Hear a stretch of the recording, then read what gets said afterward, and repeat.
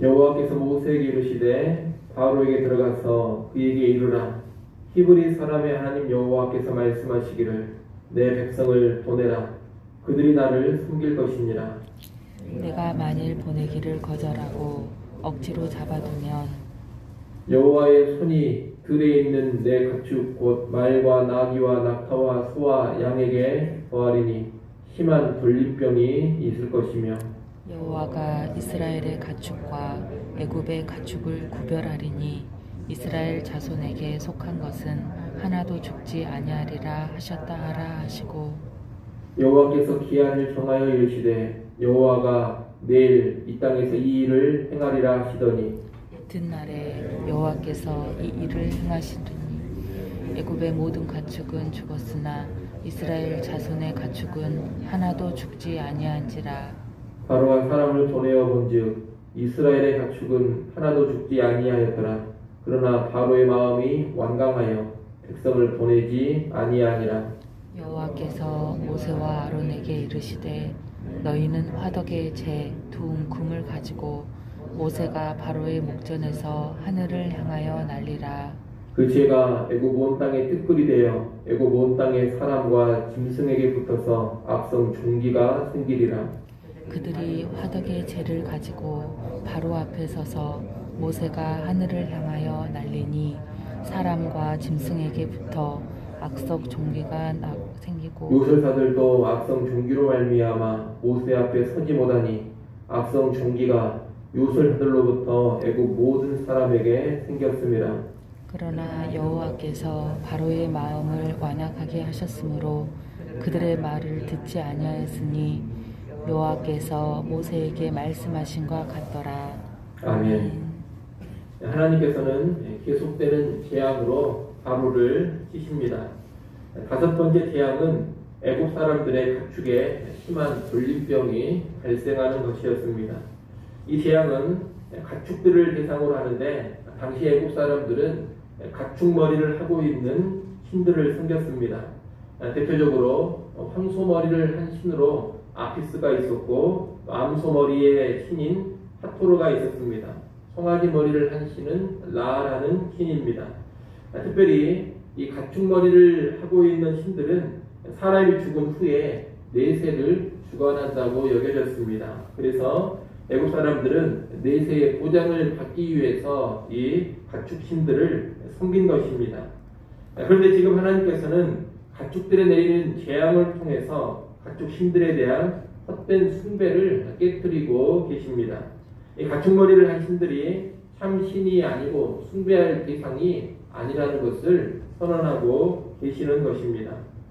하나님께서 가축들을 주관하신다는 것을 분명히 보여주는 것은 애굽 사람들의 가축은 돌림병으로 죽었지만 이스라엘 백성의 가축은 하나도 죽지 않은 것입니다. 본문 7절에 보면 바로는 사람들을 보내 이스라엘 백성의 가축이 어떻게 되는지를 알아보게 합니다. 알아보니 이스라엘 백성의 가축들은 하나도 죽지를 않았습니다.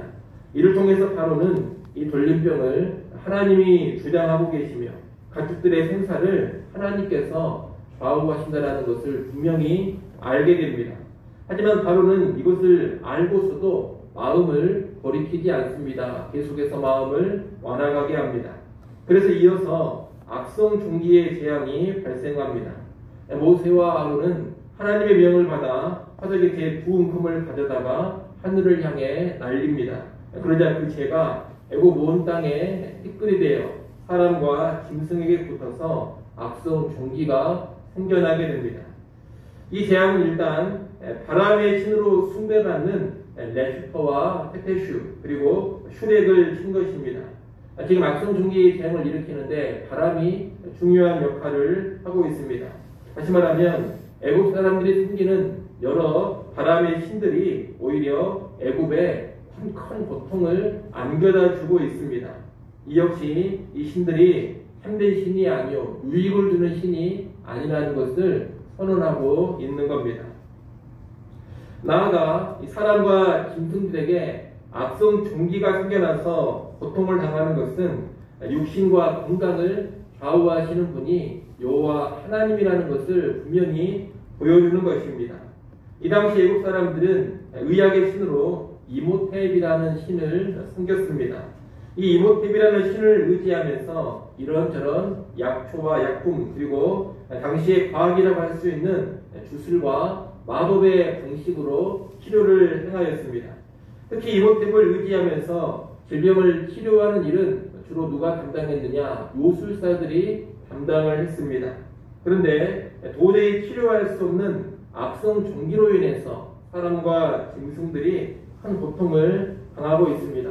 더욱이 11절을 보면 이런 질병이 발생하면 치료를 담당해야 하는 요술사들조차 악성 종기로 고통을 당하면서 모세 앞에 제대로 서지를 못합니다. 이를 통해 하나님은 의학의 신 이모텝도 소용없다라는 것을 보여주시면서 병과 건강을 주관하시는 분이 여호와 하나님이심을 선포하시는 겁니다. 이 재앙은 특별히 오늘날 우리에게도 시사하는 바가 큽니다. 왜냐하면 오늘날은 과학기술이 발달하고 특히나 의술이 발달해서 건강과 질병의 문제에 있어 의학을 과도하게 맹신하고 있기 때문입니다. 물론 우리는 약도 처방을 받아야 되고 의사의 치료도 받아야 합니다. 하나님을 의지한다는 것이 병원도 가지 않고 약도 먹지 않고 의사도 찾아가지 않는 그런 것이 아닙니다. 가끔 그렇게 하는 사람들이 있는데 그것은 믿음이 좋은 것이 아닙니다. 성경을 잘 모르는 것이고 병든 믿음을 가지고 있는 겁니다. 병원도 안 가고 약도 안 먹고 기도만 해서 병을 고치겠다는 것은 하나님의 일하심을 너무나 편협하게 이해하는 것입니다. 하나님께서는 약이나 의사를 치료의 도구로 허락하셨습니다.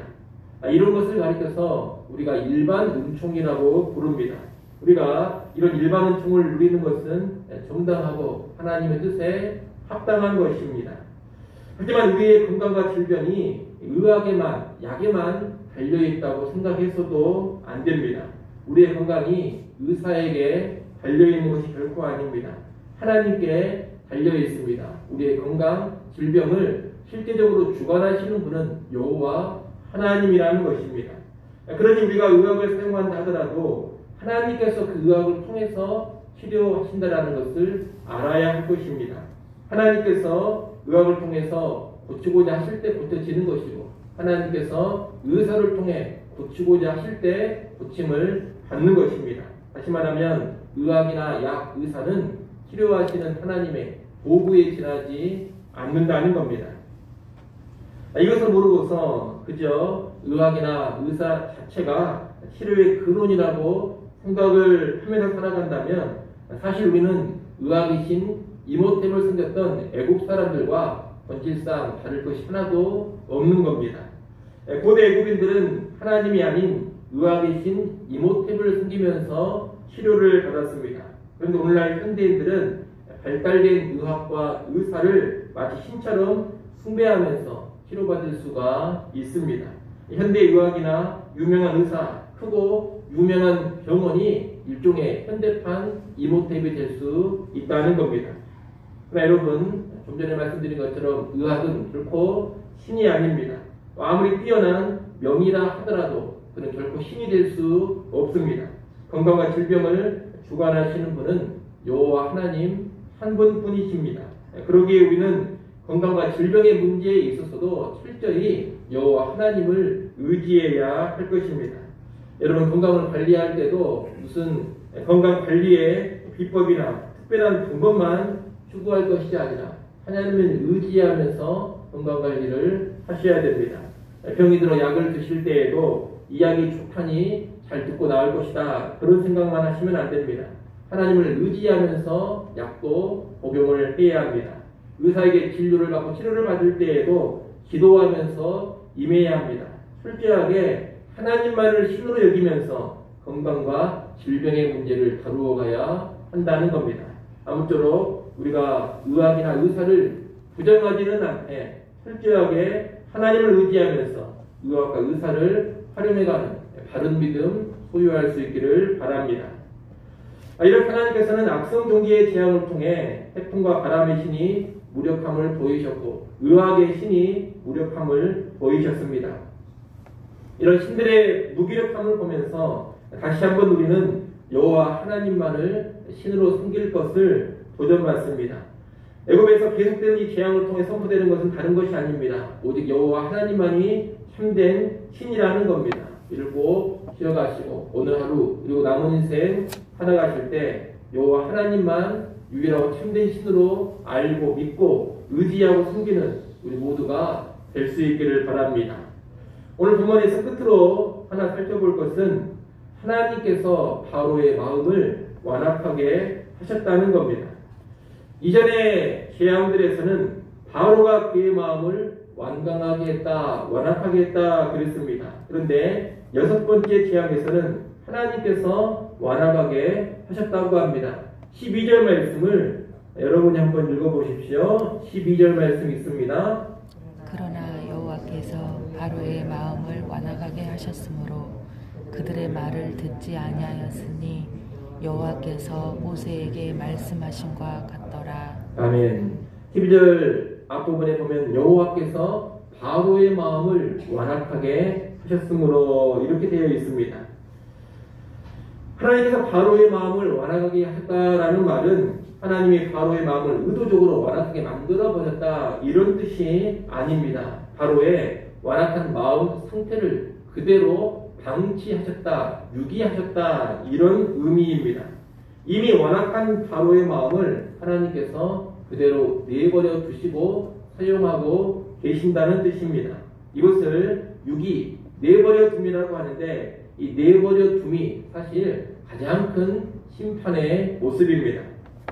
로마서 1장 28절 말씀에도 보면 이렇게 말씀합니다. 또한 그들이 마음에 하나님 두기를 싫어하며 하나님께서 그들을 그 상실한 마음대로 내버려 두사 합당하지 못한 일을 하게 하셨으니 하나님께서 상실한 마음대로 내버려 두는 것 여러분 이것이 최종적인 심판의 모습입니다. 가장 무서운 심판이 하나님께서 그냥 방치해버리는 것 내버려 두는 것입니다.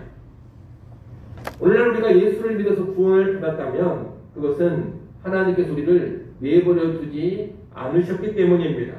하나님이 우리를 그대로 내버려 두지 않으시고 적극적으로 개입하셔서 우리의 마음을 바꾸어 주셨기 때문에 우리가 예수님도 믿을 수가 있는 것이고 구원도 받게 된 겁니다. 우리 마음이 그렇게 좋은 마음이 아닙니다. 우리의 마음이 본래가 완악한 마음이요 돌같이 굳은 마음입니다. 하나님을 인정하지 않고 섬기지 않는 그런 마음입니다. 그러나 하나님께서 그 마음을 내버려 두시지 않으시고 녹이시고 감화시키셔서 예수를 믿게 하시고 하나님을 섬기게 하신 겁니다. 그리고 그것을 가르쳐서 은혜라고 하는 겁니다. 이를 잘하시고 여러분이 예수 믿어 구원 받았다면 돌같은 내 마음, 완악한 내 마음을 하나님이 방치하지 않으시고 찾아오셔서 녹이시고 구원을 이끌어 주셨음을 깨닫고 하나님께 늘 감사하고 찬양하는 여러분이 될 수 있기를 간절히 소원합니다. 기도하겠습니다. 하나님 아버지, 완악한 마음, 상실한 마음을 그대로 내버려 두는 것이 가장 큰 심판인데 우리를 그렇게 내버려 두지 않으시고 찾아오셔서 마음을 녹이시고 깨뜨리시고 감동 감화시키셔서 예수 믿게 하시고 구원받게 하시니 감사합니다. 그 은혜를 늘 기억하게 하시고 하나님께 영광을 돌리게 하여 주옵소서. 또한 주의 은혜로 구원받은 자로서 여호와 하나님만이 참되고 유일한 신임을 분명히 알고 철저하게 모든 삶 가운데 하나님을 의지하고 인정하며 살게 하여 주옵소서. 건강과 질병의 영역에서도 의술만 의지하지 않게 하시고 하나님 의지하기를 간절히 바라고 원합니다. 우리의 모든 삶이 하나님께 전적으로 의지하고 의존하는 그런 인생 되게 하여 주시옵소서. 이 새벽 시간에 하나님께 나와 기도합니다. 이 기도의 시간 다시금 하나님을 의지하게 하시고 하나님께 의존케 하여 주시옵소서. 하나님의 도우심을 간절히 구하게 하시고 주의 도우심을 누려가게 하여 주옵소서. 오늘 하루를 살아갈 때에도 하나님과 동행하게 하시고 우리의 모든 걸음걸음이 하나님의 뜻 합당한 걸음걸음 되게 하여 주옵소서. 예수님의 이름으로 기도드리옵나이다. 아멘.